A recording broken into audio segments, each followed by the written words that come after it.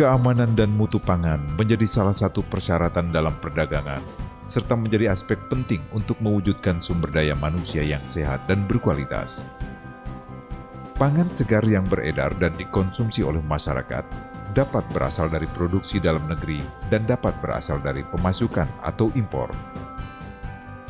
Mewujudkan keamanan pangan segar merupakan tanggung jawab bersama antara pemerintah dan masyarakat, serta pelaku usaha di sepanjang rantai pangan, mulai dari budidaya, panen, pasca panen, distribusi, retail, hingga pangan siap dikonsumsi.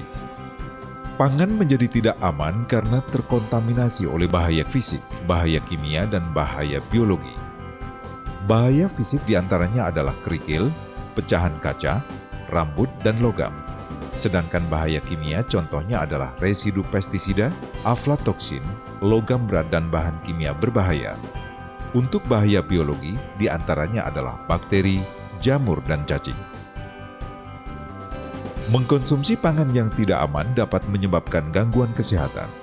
Cemaran biologi akan menyebabkan keracunan yang ditandai dengan diare, muntah, mual, dan pusing.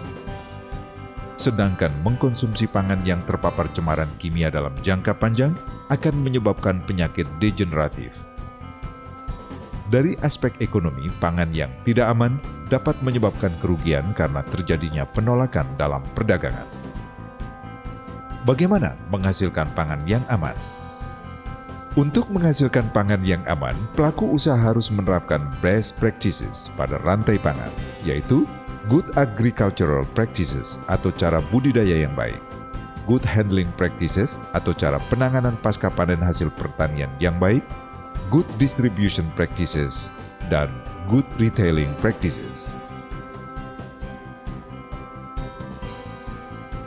Untuk menjamin keamanan pangan segar asal tumbuhan, maka pemerintah melalui Badan Ketahanan Pangan selaku otoritas kompeten keamanan pangan melakukan dua jenis pengawasan keamanan pangan segar, yaitu pengawasan pre-market dan post-market. Pengawasan pre-market adalah pengawasan yang dilakukan sebelum pangan segar diedarkan. Langkah pengawasan pre-market dapat berupa sertifikasi dan pendaftaran pangan segar asal tumbuhan.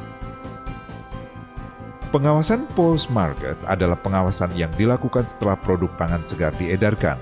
Pengawasan ini dapat berupa monitoring dan inspeksi pada pelaku usaha.